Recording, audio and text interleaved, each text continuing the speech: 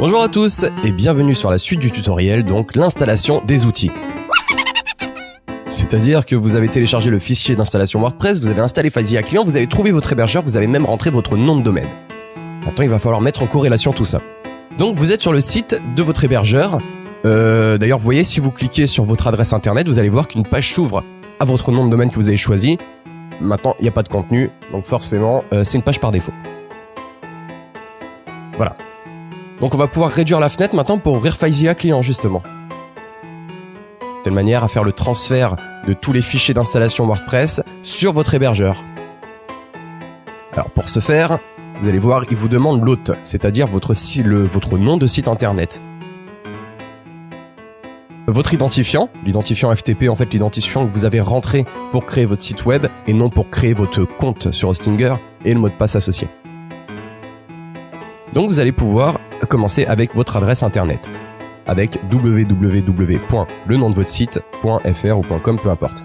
Parfois, il faut marquer FTP, le nom de votre site, etc. Vous verrez bien.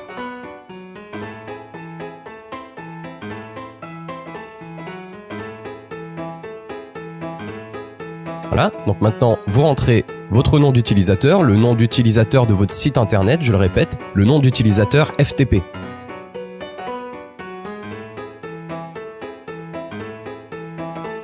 Donc vous faites clic droit, copier. Et dans FileZilla, vous faites coller. Et le mot de passe associé. Pour le port, vous pouvez laisser vide. Parfois, il faut inscrire 20, 21 ou 31. Vous commencez à m'ennuyer avec le port. Et vous cliquez.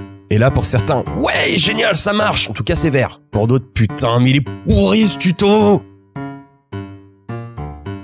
Écoute-moi bien, petit. Ne me manque pas de respect et tout ira bien pour toi et ta famille. Commence par vérifier que tu as bien écrit le bon nom d'utilisateur, par exemple, ou le mot de passe. Il se peut aussi que tu aies un serveur free, va savoir. Néanmoins, pose-toi les bonnes questions. Même Mama a fait son site. Maintenant, tout le monde peut faire sa sauce bolognaise. Alors, tu peux le faire. Ne me déçois pas. Ouais. Donc vous voyez, il y a deux fenêtres. Celle du haut, en fait, c'est tout le contenu qu'il y a dans votre hébergeur. Et celle du bas, en fait, ça met tout le contenu des fichiers que vous sélectionnez en haut. Enfin, des dossiers que vous sélectionnez en haut, pardon. Et vous voyez, quand vous rentrez dans Public HTML, vous voyez un défaut.php qui vous a demandé tout à l'heure de supprimer. Donc vous allez pouvoir le supprimer. Avant le dossier Public HTML, il ne doit rien y avoir. Après non plus. Donc vous supprimez le dossier défaut.php et vous restez dans le dossier Public HTML. Vous réduisez la fenêtre pour aller récupérer tous les fichiers d'installation WordPress. Donc vous sélectionnez tous les fichiers en maintenant le clic gauche appuyé. Vous rappuyez avec le clic gauche et vous maintenez le clic gauche pour glisser tout le contenu dans FileZilla. Dans le dossier Public HTML exactement. Vous glissez tout le contenu. Bon bah si je pouvais, je livrerais bien autre chose. Hein. Mais oui. Et vous voyez en bas donc, il y a les fichiers qui sont transférés, qui sont comptabilisés. Vérifiez bien à la fin du transfert qu'il n'y a aucun transfert échoué. Sinon, vous êtes bon pour tout recommencer. En attendant, vous allez retourner sur votre site, sur le site d'Hostinger et vous allez dans les paramètres avancés, base de données MySchool pour créer une base de données MySchool de telle manière à pouvoir mettre dans l'hébergeur tous vos contenus multimédia, etc. Donc vous pouvez personnaliser le nom de la base de données si vous le souhaitez, le nom de l'utilisateur de MySchool et puis vous choisissez le mot de passe de la base de données.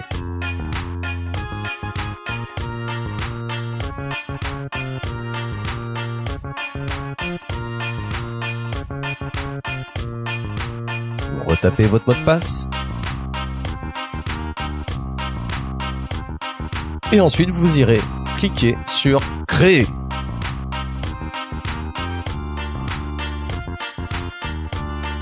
En bas à droite, on voit l'avancement de la création de la base de données. Elle est complète. Vous restez sur cette page et vous attendez donc que le transfert soit terminé. Une fois qu'il est terminé, vous vérifiez bien qu'il n'y a aucun transfert qui a échoué. Et vous pourrez passer à l'étape suivante, à savoir réactualiser la page de votre site internet. Car vous allez voir que maintenant, ça a changé. Vous allez arriver sur les paramètres d'installation WordPress. Alors, normalement, le fichier, sur tous les autres tutos, on vous demande de modifier un fichier dans le fichier d'installation qu'on vient de déplacer dans FileZilla. C'est hyper compliqué. Là, WordPress maintenant permet de créer directement ce fichier. Donc, il vous suffit d'inscrire les informations qu'il vous demande.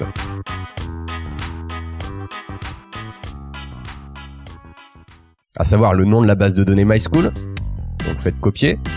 Vous rentrez le nom de la base de données MySchool.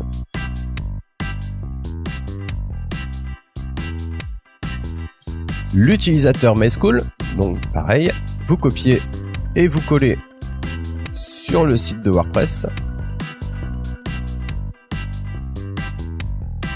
Le mot de passe que vous avez choisi de la base de données, évidemment. Vous voyez, tout en bas, il y a un préfixe des tables avec WP-du-bas. Il faut surtout pas y toucher. Disons que ça a son utilité, c'est même très très utile, mais ça sera plus pour des utilisations un peu plus avancées. Je pense qu'on rentrera dans le sujet un peu plus tard, tout simplement. Et vous cliquez sur « Envoyer ».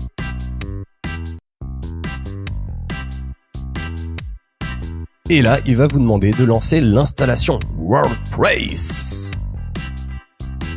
En fait, c'est tout simplement personnaliser le nom, le titre du site. Lorsque vous allez accéder à votre site, il y aura un titre tout en haut qui va s'afficher. Pourquoi pas un petit slogan, etc. Donc ça, je vous laisse faire. Le mot de passe, maintenant tous les autres mots de passe, presque, vous allez tous pouvoir les oublier. À part celui du compte Hostinger, le tout premier. Tous les autres, vous allez pouvoir les oublier, mais gardez-les quand même. Maintenant, pour accéder à votre site internet, au paramétrage en tout cas de votre site, vous allez rentrer l'identifiant que vous allez inscrire juste là et le mot de passe que vous écrirez après. Vous verrez que parfois certains paramètres ne sont pas accessibles depuis l'interface d'utilisation de WordPress. Aucun plugin existe pour faire certaines choses et à quelques rares occasions, il faut retourner dans FileZilla pour trouver un fichier programme et l'ouvrir pour modifier certaines lignes de commande afin de pouvoir faire ce qu'on a envie. Mais on n'en est pas là.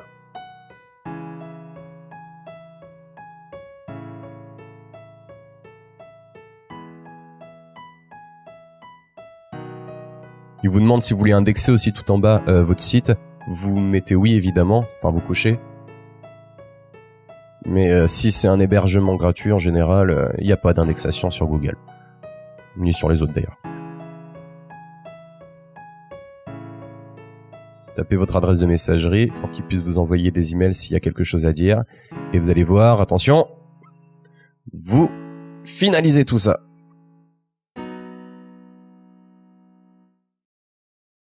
Vous allez rentrer vos identifiants et votre mot de passe. Et vous allez accéder enfin à l'interface WordPress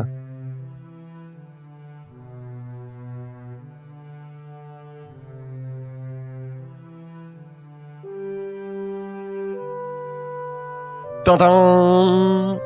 Et vous voyez, en fait, pour accéder à l'interface WordPress, c'est le nom de votre site internet /wp-admin. C'est quelque chose que vous allez pouvoir personnaliser par la suite pour pas que tout le monde puisse y aller. Mais si vous retirez /wp-admin et que vous allez directement sur votre site internet, vous allez voir que votre site est créé par défaut et à vous de tout paramétrer maintenant pour le personnaliser totalement. Et on verra ça sur le prochain tutoriel.